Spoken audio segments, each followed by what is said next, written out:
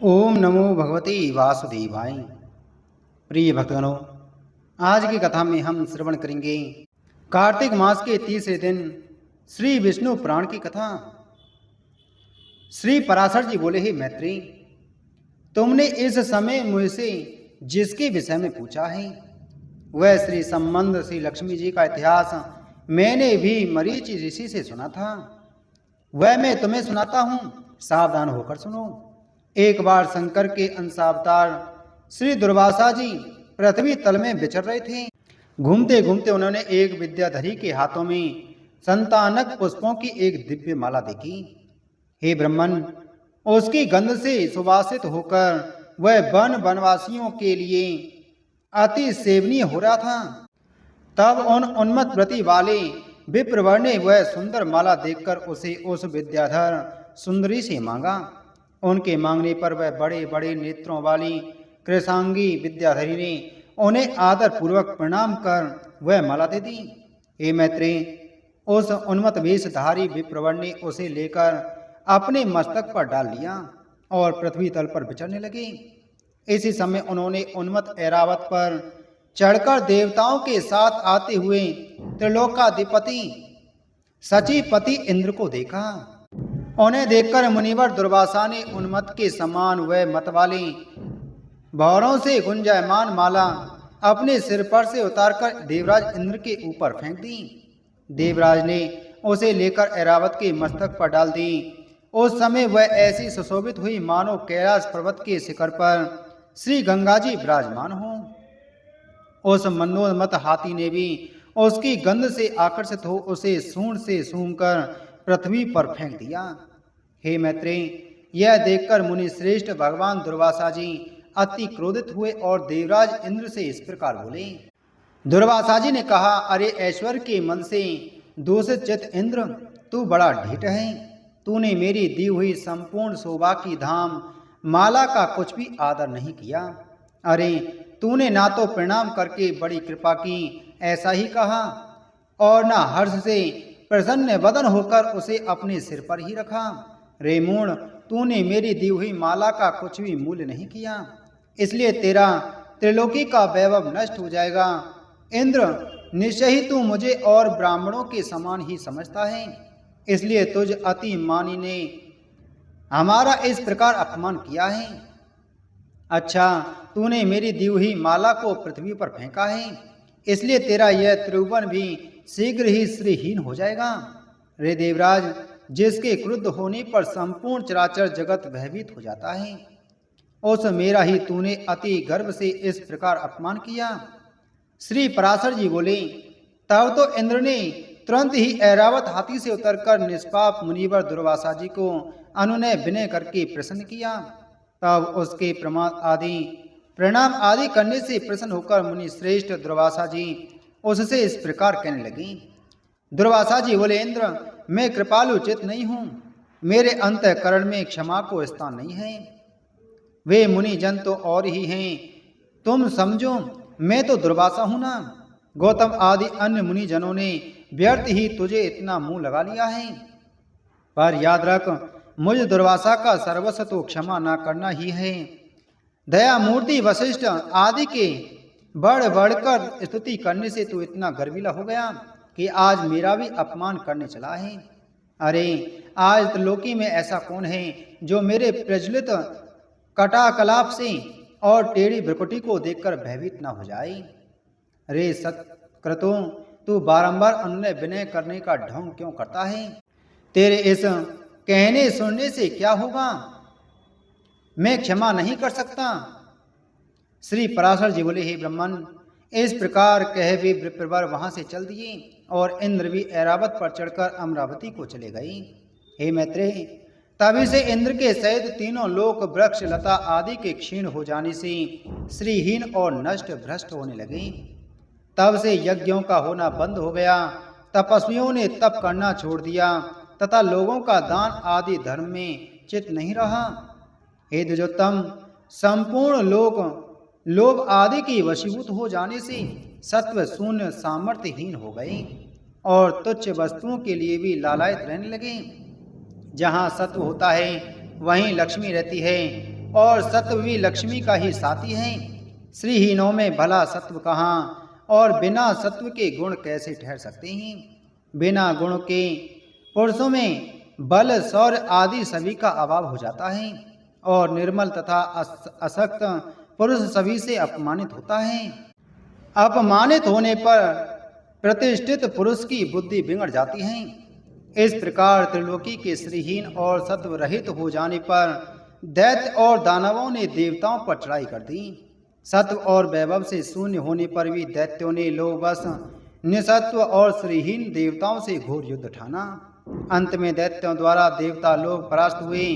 तब इंद्र आदि समस्त देवगण अग्निदेव को आगे कर महाभाग पिता में श्री ब्रह्मा जी की शरण में गए। देवताओं से संपूर्ण वृतांत सुनकर श्री ब्रह्मा जी ने उनसे कहा, हे देवगण, तुम दैत्य दलन परावरेश्वर भगवान विष्णु की शरण में जाओ, जो आरोप से संसार की उत्पत्ति स्थिति और संहार के कारक हैं, किंतु वास्तव में कारण भी नहीं हैं, और जो चराचर के ईश्वर प्रजापतियों के स्वामी सर्वव्यापक अनंत और अजय हैं, तथा जो अजन्मा किंतु कार्य रूप में परिणत हुए प्रधान मूल प्रकृति और पुरुष के कारक हैं, एवं शरणागत वत्सल हैं। शरण जाने पर वे अवश्य तुम्हारा मंगल करेंगे। श्री पराशर जी बोले, हे मैत्रेय, संपूर्ण देवगणों से इस प्रकार कहे लोक पिता में श्री ब्रह्मा जी भी उनके साथ क्षीर सागर के उत्तरी तट पर गए। वहां पहुंचकर पितामह ब्रह्मा जी ने समस्त देवताओं के साथ परावरनाथ श्री विष्णु भगवान की अति मंगलमय वाक्यों से स्तुति की। ब्रह्मा जी कहने लगे, जो समस्त अणुओं से भी अणु और पृथ्वी आदि समस्त गुरुओं भारी पदार्थों से भी गुरु भारी हैं, उन निखिल लोक विश्राम पृथ्वी के आधार स्वरूप अप्रकाश्य अभेद सर्वरूप सर्वेश्वर अनंत अज और अव्यव नारायण को मैं नमस्कार करता हूँ। मेरे सहित संपूर्ण जगत जिसमें स्थित हैं, जिससे उत्पन्न हुआ है, और जो देव सर्वभूत में है, तथा जो पर प्रधान आदि से भी पर हैं, जो पर पुरुष से भी पर है, मुक्ति लाभ के लिए मोक्ष कामी मुनिजन जिसका ध्यान धरते हैं, तथा जिस ईश्वर में सत्व आदि प्राकृतिक गुणों का सर्वथा अभाव है, वह समस्त शुद्ध पदार्थों से भी परम शुद्ध परमात्मा स्वरूप आदि पुरुष हम पर प्रसन्न हो। जिस शुद्ध स्वरूप भगवान की शक्ति विभूति कला काष्ठा और मुहूर्त आदि काल क्रम का विषय नहीं है, वे भगवान विष्णु हम पर प्रसन्न हो।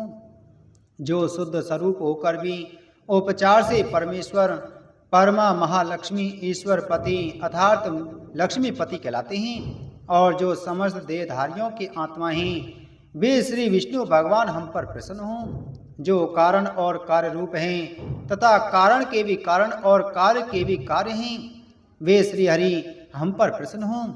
जो कार्य महतत्व के कार्य अहंकार का भी कार्य तन्मात्रा पंचक हैं, उसके कार्य भूत पंचक का भी कार्य ब्रह्मांड जो स्वयं हैं, और जो उसके कार्य ब्रह्मा दक्ष आदि का भी कार्य भूत प्रजापतियों के पुत्र पौत्र आदि हैं, उसे हम प्रणाम करते हैं। तथा जो जगत के कारण ब्रह्मा आदि का कारण ब्रह्मांड और उसके कारण भूत पंचक के कारण पंच तन्मात्रा के कारणों अहंकार महतत्व आदि का भी हेतु मूल प्रकृति है, उस परमेश्वर को हम प्रणाम करते हैं। जो भोक्ता और भोग्य स्रष्टा और सृज तथा कर्ता और कार्य रूप स्वयं ही हैं, उस परम पद को हम प्रणाम करते हैं। जो विशुद्ध बोध स्वरूप नित्य अजन्मा अक्षय अवयव अव्यक्त और अविकारी हैं, वही विष्णु का परम पद पर स्वरूप है, जो न स्थूल है न सूक्ष्म और न किसी अन्य विशेषण का विषय है। वही भगवान विष्णु नित्य निर्मल परम पद हैं, हम उसको प्रणाम करते हैं। जिसके अयुतांश 10,000वें अंश के अयुतांश में यह विश्व रचना की शक्ति स्थित है, तथा जो पर ब्रह्म स्वरूप है, उस अवयव को हम प्रणाम करते हैं। नित्य युक्त योगी गण अपने पुण्य पाप आदि का क्षय हो जाने पर ओमकार द्वारा चिंतनीय जिस अविनाशी पद का साक्षात्कार करते हैं, वही भगवान विष्णु का परम पद है। जिसको देवगण, मुनिगण, शंकर और मैं कोई भी नहीं जान सकते, वही परमेश्वर श्री विष्णु का परम पद है। जिस अभूतपूर्व देव की ब्रह्मा, विष्णु और शिव रूप शक्तियां हैं, वही भगवान विष्णु का परम पद है। हे सर्वेश्वर, हे सर्वभूतात्मन, हे सर्वरूप, हे सर्वाधार, हे अच्युत, हे विष्णु, हम भक्तों पर प्रसन्न होकर हमें दर्शन दीजिए। श्री पराशर जी बोली, ब्रह्मा जी के इन उद्गारों को सुनकर देवगण भी प्रणाम करके बोले, प्रभु हम पर प्रसन्न होकर हमें दर्शन दीजिए। हे जगतधाम सर्वगत अच्युत, जिसे ये भगवान ब्रह्मा जी भी नहीं जानते, आपके उस परम पद को हम प्रणाम करते हैं। तदंतर ब्रह्मा और देवगणों के बोल चुकने पर बृहस्पति आदि समस्त देवर्षि गण कहने लगे, जो परम स्तवनीय आद यज्ञ पुरुष हैं और पूर्वजों के भी पूर्व पुरुष हैं, उन जगत के रचेता निर्विशेष परमात्मा को हम नमस्कार करते हैं। हे भूत भवेश यज्ञ मूर्तिधर भगवान, हे अवयव, हम सब शरणागतों पर आप प्रसन्न होइए और दर्शन दीजिए। हे नाथ, हमारे सहित ये ब्रह्मा जी, रुद्रों के सहित भगवान शंकर, 12 आदित्यों के सहित भगवान पूषा, अग्नियों के सहित पावक और ये दोनों अश्विनी कुमार, 8 वसु, समस्त मरुदगण, साध्यगण, विश्व देव तथा देवराज इंद्र, ये सभी देवगण दैत्य सेना से पराजित होकर अति प्रणत हो आपकी शरण में आए हैं। श्री पराशर जी बोले, हे मैत्री, इस प्रकार स्तुति किए जाने पर शंख चक्रधारी भगवान परमेश्वर उनके सम्मुख प्रकट हुए।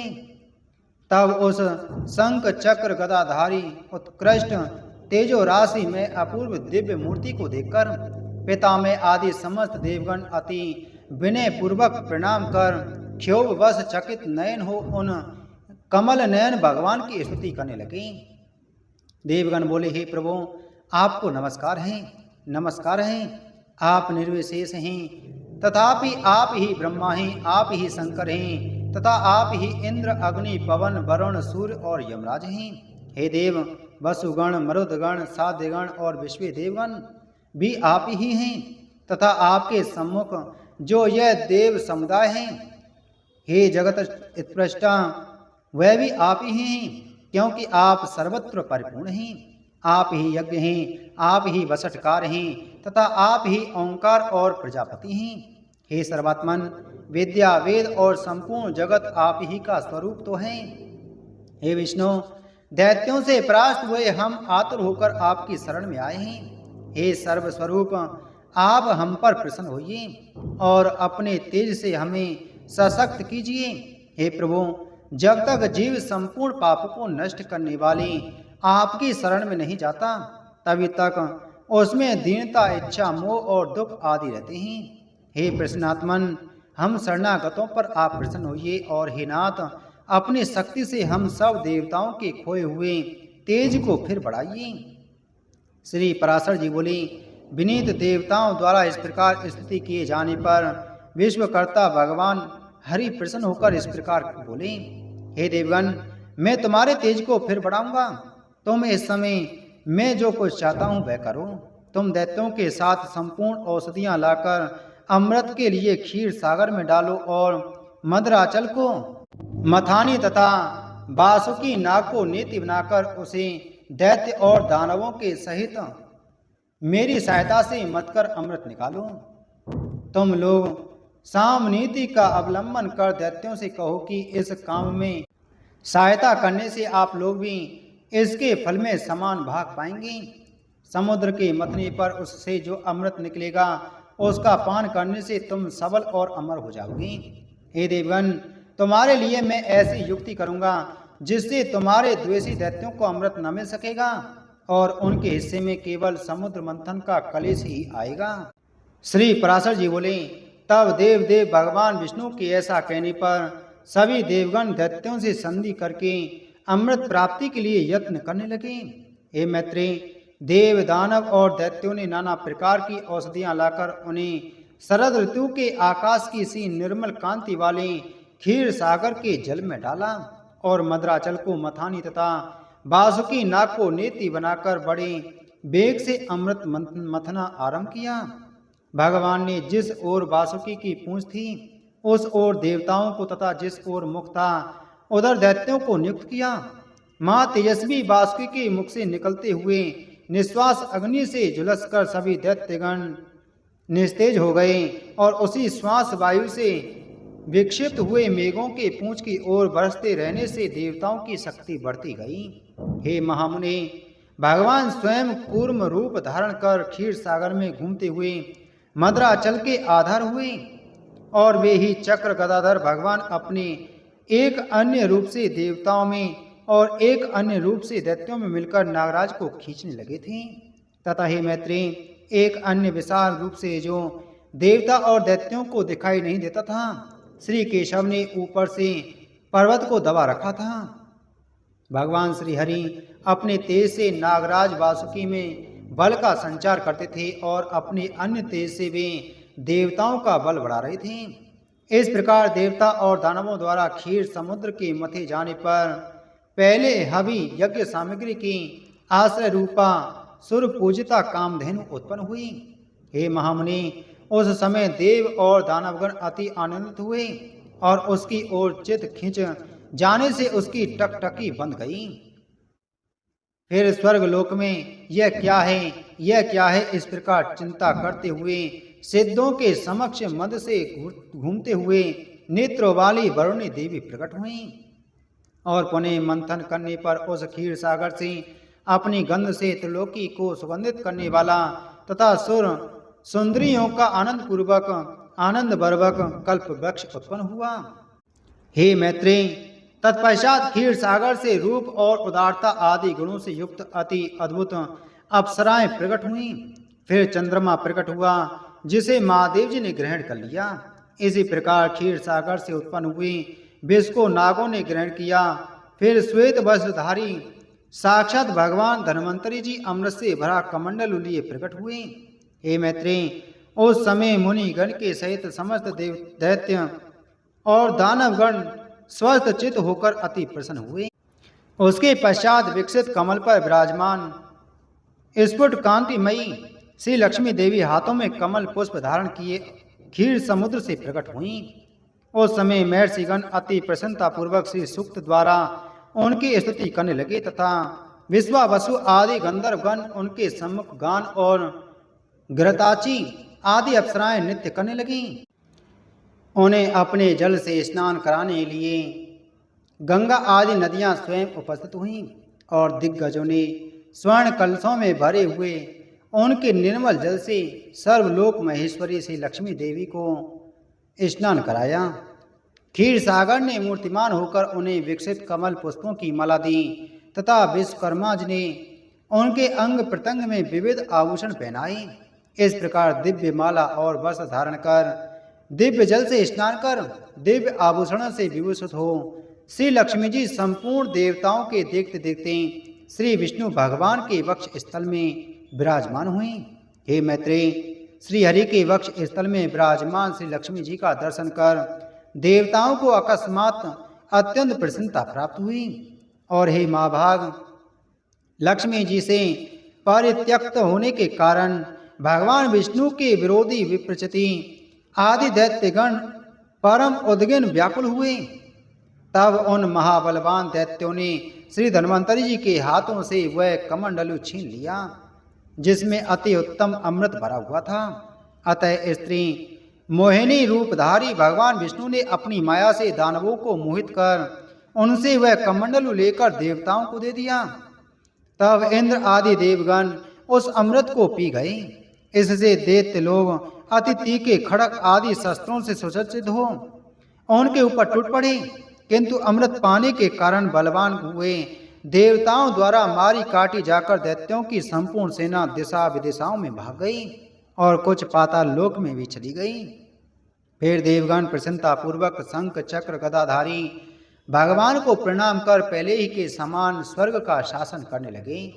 हे मुनिश्रेष्ठ, उस समय से प्रखर तेज युक्त भगवान सूर्य अपने मार्ग से तथा अन्य तारागण भी अपने अपने मार्ग से चलने लगे। सुंदर दीप्तिशाली भगवान अग्निदेव अत्यंत प्रज्वलित हो उठे और उसी समय से समस्त प्राणियों की धर्म में प्रवृत्ति हो गई। हे द्विजोत्तम, त्रिलोकी श्री संपन्न हो गई और देवताओं में श्रेष्ठ इंद्र भी पुनः श्रीमान हो गए। तदंतर इंद्र ने स्वर्गलोक में जाकर फिर से देवराज्य पर अधिकार पाया और राज सिंहासन पर आरूढ़ हो पद्महस्ता श्री लक्ष्मी जी की इस प्रकार स्तुति की। इंद्र बोले, संपूर्ण लोकों की जननी विकसित कमल के सदस्य नेत्रों वाली भगवान विष्णु के वक्ष स्थल में विराजमान कमलोद्भवा श्री लक्ष्मी देवी को मैं नमस्कार करता हूँ। कमल ही जिनका निवास स्थान है, कमल ही जिनके कर कमलों में सुशोभित है तथा कमल दल के समान ही जिनके नेत्र हैं, उस कमल मुखी कमल नाव प्रिया श्री कमला देवी जी की मैं वंदना करता हूँ। हे देवी, तुम सिद्धि हो, स्वधा हो, स्वाहा हो, सुधा हो और त्रिलोकी को पवित्र करने वाली हो तथा तुम ही संध्या, रात्रि, प्रभा, विभूति, मेधा, श्रद्धा और सरस्वती हो। हे सोमने, यज्ञ विद्या, कर्म कांड, महाविद्या, उपासना और गुह्य विद्या, इंद्रजाल तुम ही हो तथा हे देवी, तुम ही मुक्ति फलदायिनी आत्म विद्या हो। हे देवी, अन्वीक्षिकी, तर्क विद्या, वेदत्रयी वार्ता, शिल्प, वाणिज्य आदि और दंड नीति, राजनीति भी तुम ही हो। तुम्ही ने अपने शांत और उग्र रूपों से यह समस्त संसार व्याप्त किया है।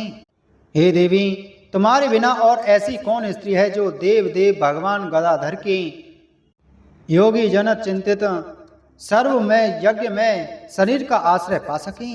हे देवी, तुम्हारे छोड़ देने पर संपूर्ण त्रिलोकी नष्ट प्राय हो गई थी, अब तुम्ही ने उसे पुनः जीवन दान दिया है।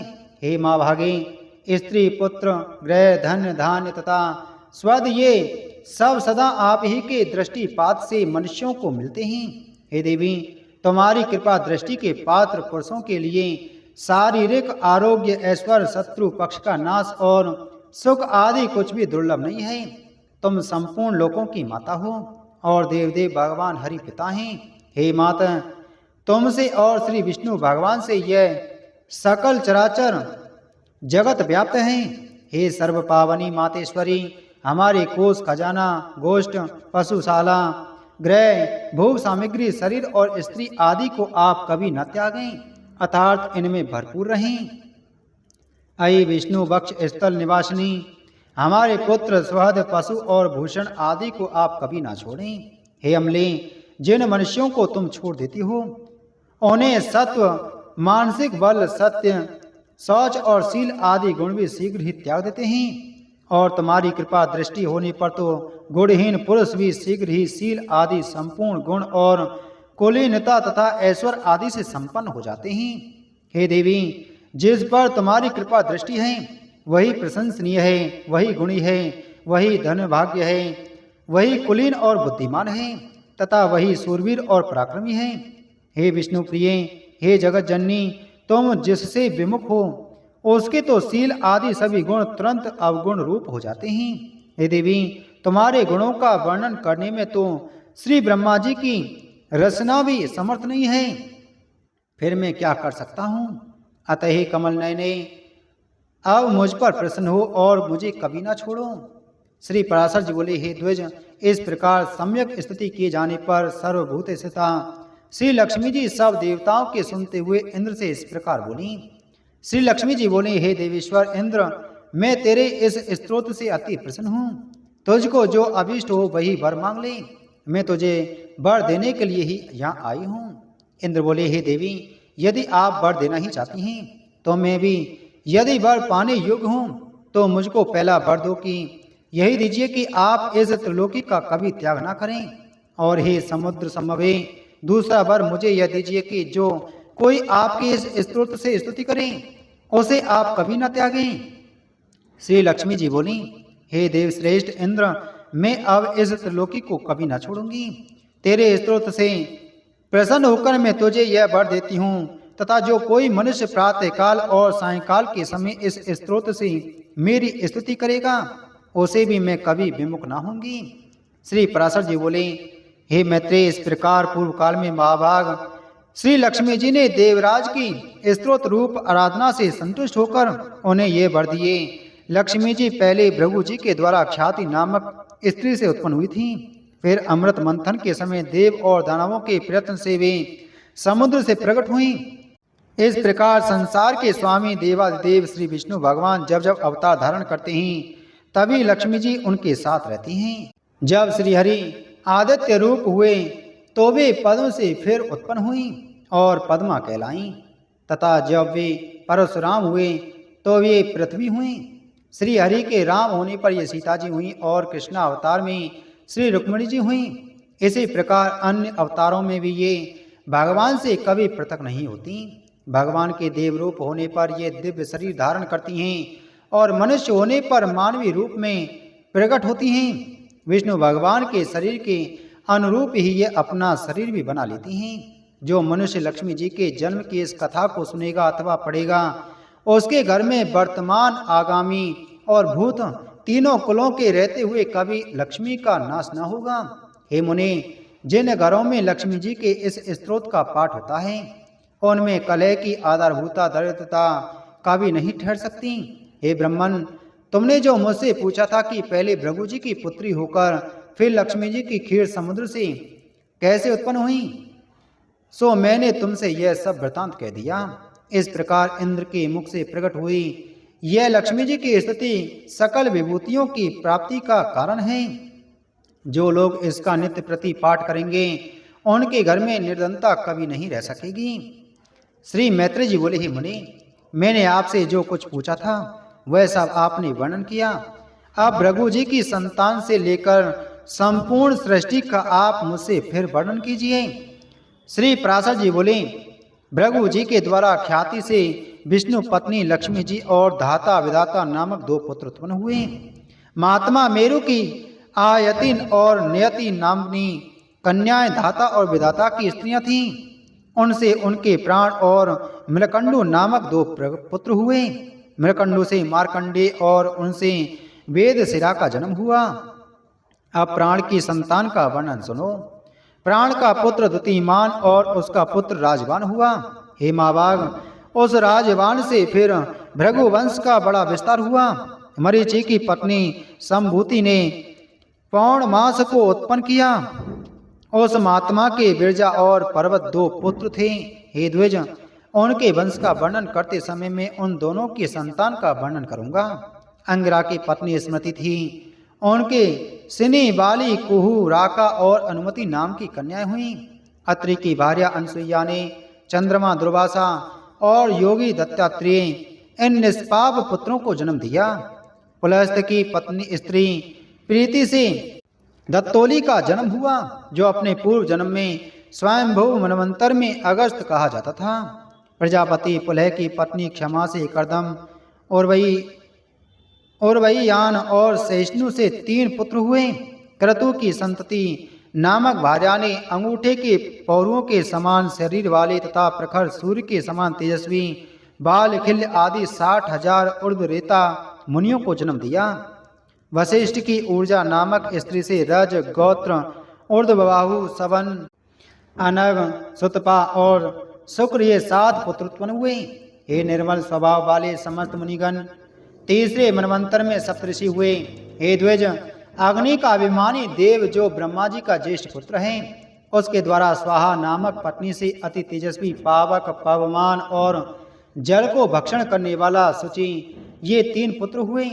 इन तीनों के प्रत्येक के 15-15 पुत्र के क्रम से 45 संतानें हुईं। पिता अग्नि और उनके 3 पुत्रों को मिलाकर ये सब अग्नि ही कहलाते हैं। इस प्रकार कुल 49 अग्नि कहे जाते हैं। हे द्विज, ब्रह्मा जी द्वारा रचे गए जिन अनगिनत अग्निस्वांता और साग्निक, वैरसद आदि पितरों के विषय में तुमसे कहा था, उनके द्वारा स्वाधानी, मेना और धारणी नामक 2 कन्याएं उत्पन्न की। वे दोनों ही उत्तम ज्ञान से संपन्न और सभी गुणों से युक्त ब्रह्मवादिनी तथा योगिनी थीं। इस प्रकार यह दक्ष कन्याओं की वंश परंपरा का वर्णन किया। जो कोई श्रद्धा पूर्वक इसका स्मरण करता है वह निसंतान नहीं रहता। श्री पराशर जी बोले, ही मैत्री, मैंने तुम्हें स्वयंभू मनु के प्रिय व्रत एवं उत्तानपाद नामक 2 महाबलवान और धर्म के पुत्र बतलाए थे। हे ब्राह्मण, उनमें से उत्तानपाद की प्रेयसी पत्नी सुरुचि से पिता का अत्यंत लाडला उत्तम नामक पुत्र हुआ। हे ध्वज, उस राजा की जो सुनीति नामक राजमहिषी थी, उसमें उसका विशेष प्रेम न था। उसका पुत्र ध्रुव हुआ। एक दिन राज सिंहासन पर बैठे हुए पिता की गोद में अपने भाई उत्तम को बैठा देख ध्रुव की इच्छा भी गोद में बैठने की हुई, किंतु राजा ने अपनी प्रेयसी सुरुचि के सामने गोद में चढ़ने के लिए उत्कंठित होकर प्रेम बस आए हुए उस पुत्र का आदर नहीं किया। अपनी सौत के पुत्र को गोद में चढ़ने के लिए उत्सुक और अपने पुत्र को गोद में बैठा देख सुरुचि इस प्रकार कहने लगी, अरे लल्ला, बिना मेरे पेट से उत्पन्न हुए किसी अन्य स्त्री का पुत्र होकर भी तू व्यर्थ क्यों ऐसा बड़ा मनोरथ करता है? तू अविवेकी है, इसलिए ऐसी अलभ्य उत्तमोत्तम वस्तु की इच्छा करता है। यह ठीक है कि तू भी इन्हीं राजा का पुत्र है, तथापि मैंने तो तुझे अपने गर्भ में धारण नहीं किया। समस्त चक्रवर्ती राजाओं का आश्रय रूप यह राज सिंहासन तो मेरे ही पुत्र के योग्य है। तू व्यर्थ क्यों अपने चित्त को संताप देता है? मेरे पुत्र के समान तुझे वृथा ही यह ऊंचा मनोरथ क्यों होता है? क्या तू नहीं जानता कि तेरा जन्म सुनीति से हुआ है? श्री पराशर जी बोले, हे ध्वज, बेमाता का ऐसा कथन सुन वह बालक कुपित हो पिता को छोड़कर अपनी माता के महल को चल दिया। हे मैत्रेय, जिसके ओष्ठ कुछ कुछ कांप रहे थे, ऐसे अपने पुत्र को क्रोधयुक्त देख सुनीति ने उसे गोद में बिठाकर पूछा, बेटा, तेरे क्रोध का क्या कारण है? तेरा किसने आदर नहीं किया? तेरा अपराध करके कौन तेरे पिताजी का अपमान करने चला है? श्री पराशर जी बोले, ऐसा पूछने पर ध्रुव ने अपनी माता से वे सब बातें कह दी जो अति गर्वीली सुरुचि ने उससे पिता के सामने कही थी। अपने पुत्र के सिसक कर ऐसा कहने पर दुखनी सुनीति ने खिन्न चित्त और दीर्घ निश्वास के कारण मलिन नयना होकर कहा। सुनीति बोली, बेटा, सुरुचि ने ठीक ही कहा है, अवश्य ही तू मंदभागा है। हे वत्स, पुण्यवानों ने उससे विपक्षी ऐसा नहीं कह सकती। बच्चा, तू व्याकुल मत हो, क्योंकि तूने पूर्व जन्मों में जो कुछ किया है उसे दूर कौन कर सकता है, और जो नहीं किया वह तुझे दे भी कौन सकता है। इसलिए तुझे उसके वाक्यों से खेद नहीं करना चाहिए। हे वत्स, जिनका पुण्य होता है उसी को राजासन, राज छत्र तथा उत्तम उत्तम घोड़े और हाथी आदि मिलते हैं। ऐसा जानकर तू शांत हो जा। अन्य जन्मों में किए हुए पुण्य कर्मों के कारण ही सुरुचि में राजा की सुरुचि प्रीति है, और पुण्यहीना होने से ही मुझ जैसी स्त्री केवल भार्या भरण करने योग्य ही कही जाती है। उसी प्रकार उसका पुत्र उत्तम भी बड़ा पुण्य पुंज संपन्न है, और मेरा पुत्र तू ध्रुव मेरे समान ही अल्प पुण्यवान है। तथापि बेटा, तुझे दुखी नहीं होना चाहिए, क्योंकि जिस मनुष्य को जितना मिलता है वह अपनी ही पूंजी में मग्न रहता है। और यदि सुरुचि के वाक्यों से तुझे अत्यंत दुखी हुआ है तो सर्व फलदायक पुण्य के संग्रह करने का प्रयत्न कर। तो सुशील, पुण्यात्मा, प्रेमी और समस्त प्राणियों का हितैषी बन, क्योंकि जैसे नीची भूमि को और ढलकता हुआ जल अपने आप ही पात्र में आ जाता है, वैसे ही सत्पात्र मनुष्य के पास स्वतः ही समस्त औषधियां संपत्तियां आ जाती हैं। ध्रुव बोला, माताजी, तुमने मेरे चित्त को शांत करने के लिए जो वचन कहे हैं वे दुर्वाक्यों से बंधे हुए मेरे हृदय में तनक भी नहीं ठहरते। इसलिए मैं तो अब वही प्रयत्न करूंगा जिससे संपूर्ण लोगों को आदरणीय सर्वश्रेष्ठ पद को प्राप्त कर सकूं। राजा की प्रेयसी तो अवश्य सुरुचि ही है, और मैंने उसके उदर से जन्म भी नहीं लिया है। तथापि हे माता, अपने गर्भ में बड़े हुए मेरा प्रभाव भी तुम देखना। उत्तम जिसको उसके लिए अपने गर्भ में धारण किया है मेरा भाई ही है। पिता का दिया हुआ राजासन वही प्राप्त करे, भगवान करें ऐसा ही हो। माताजी, मैं किसी दूसरे के दिए हुए पद का इच्छुक नहीं हूँ। मैं तो अपने पुरुषार्थ से ही उस पद की इच्छा करता हूँ जिसको पिताजी ने भी नहीं प्राप्त किया है। श्री पराशर जी बोले, माता से इस प्रकार कह ध्रुव उसके महल से निकल पड़ा और फिर नगर से बाहर आकर बाहरी उपवन में पहुंचा। वहां ध्रुव ने पहले से ही आए हुए 7 मुनीश्वरों को कृष्ण मृग चर्म के बिछौनों से युक्त आसनों पर बैठे देखा।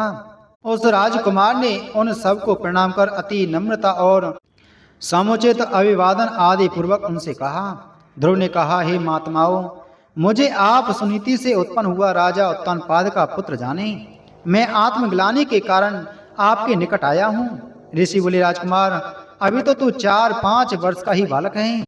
अभी तेरे निर्वेद का कोई कारण नहीं दिखाई पड़ता। तुझे कोई चिंता का विषय भी नहीं है, क्योंकि अभी तेरा पिता राजा जीवित है। और हे बालक, तेरी कोई इष्ट वस्तु खो गई हो ऐसा भी हमें दिखाई नहीं देता, तथा हमें तेरे शरीर में भी कोई व्याधि नहीं दिख पड़ती।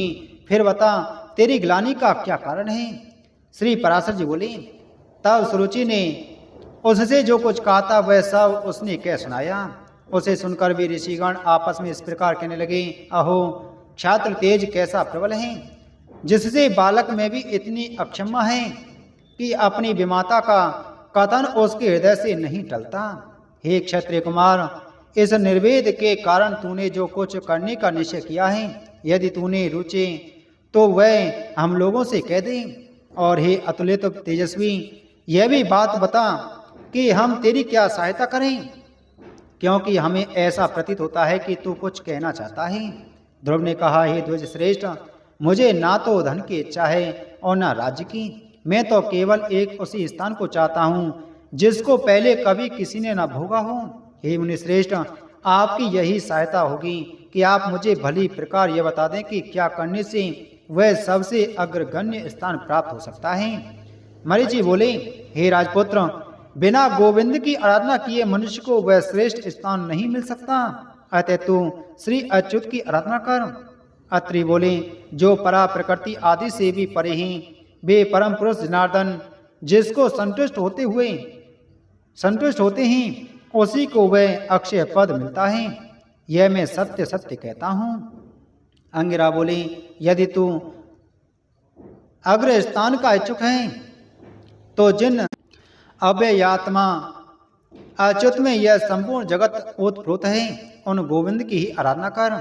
पुलस्त बोले, जो पर ब्रह्म परम धाम और पर स्वरूप है, उन श्री हरि की आराधना करने से मनुष्य अति दुर्लभ मोक्ष पद को भी प्राप्त कर लेता है। पुलह बोले, हे सुव्रत, जिन जगतपति की आराधना से इंद्र ने अति उत्तम इंद्र पद प्राप्त किया है, तो उन यज्ञपति भगवान विष्णु की आराधना कर। क्रतु बोले, जो परम पुरुष यज्ञ पुरुष यज्ञ और योगेश्वर हैं, उन जनार्दन के संतुष्ट होने पर कौन सी वस्तु दुर्लभ रह सकती है। वशिष्ठ बोले, हे वत्स, विष्णु भगवान की आराधना करने पर तू अपने मन से जो कुछ चाहेगा वही प्राप्त कर लेगा। फिर तू लोकी के उत्तमोत्तम स्थान की तो बात ही क्या है। ध्रुव ने कहा, हे महर्षिगण, मुझ विनीत को आपने आराध्य देव तो बता दिया, अब उसको प्रसन्न करने के लिए मुझे क्या जपना चाहिए यह बताइए। उस महापुरुष की मुझे जिस प्रकार आराधना करनी चाहिए वह आप लोग मुझसे प्रसन्नतापूर्वक कहिए। ऋषिगण बोले, हे राजकुमार, विष्णु भगवान की आराधना में तत्पर पुरुषों को जिस प्रकार उनकी उपासना करनी चाहिए वह तू हमसे यथावत श्रवण कर। मनुष्य को चाहिए कि पहले संपूर्ण बाह्य विषयों से चित्त को हटावे और उसे एकमात्र उन जगदाधार में ही स्थिर कर दे। हे राजकुमार, इस प्रकार एकाग्रचित होकर तन्मय भाव से जो कुछ जपना चाहिए वह सुन। ओम हिरण्यगर्भ पुरुष प्रधान और अव्यक्त रूप शुद्ध ज्ञान स्वरूप वासुदेव को नमस्कार है। इस ओम नमो भगवते वासुदेवाय मंत्र को पूर्व काल में तेरे पितामह भगवान स्वयंभू मनु ने जपा था। तब उनसे संतुष्ट होकर श्री जनार्दन ने उन्हें त्रिलोकी में दुर्लभ मनोवांछित सिद्धि दी थी। उसी प्रकार तू भी इसका निरंतर जप करता हुआ श्री गोविंद को प्रसन्न कर। इस प्रकार कार्तिक मास के 30 दिन श्री विष्णु पुराण की कथा संपूर्ण हुई। बोलो विष्णु पुराण की जय। बोलो विष्णु भगवान की जय।